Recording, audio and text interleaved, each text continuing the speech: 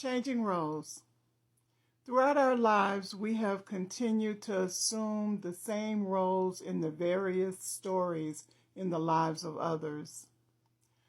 But we are not bound to repeat the same roles. There are a cast of different characters for us to play. There are the protagonist, the antagonist, the love interest, the confidant, and the foil.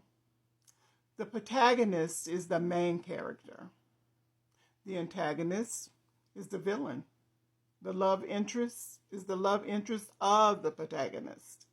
The confidant is like the best friend or the sidekick of the protagonist.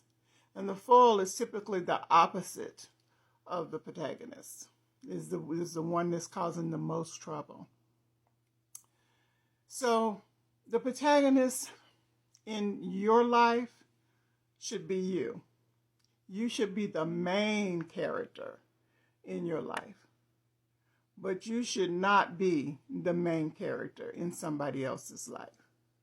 So you should not be taking up that type of space in somebody else's life. Their life should not evolve all around you. You should not be their main character. They should be the main character in their life. And the antagonist, the villain. You should not be the villain in somebody else's story. And when I talk about villain, that can be a wide range of things. That can be anything from someone stirring up trouble, gossiping, committing crimes, just causing havoc. But it can also be, somebody that, in the family that the family considers a deadbeat. Somebody that the family, considers, that they'll never amount to anything, or somebody that's struggling with some type of addiction, that the family just feels like they're never going to amount to anything. And that person doesn't have to continue in that role. They don't have to continue to be the antagonist.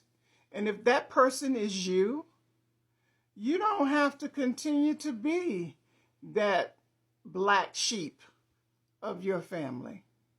Just because they don't think you're going to amount to anything doesn't mean that that's the role you have to continue to play. Hey, change your role. Be something different. You don't have to be that role in their story. Decide what type of protagonist you want to be in your story. What type of main character you want to be in your story. Don't be the antagonist in your own story.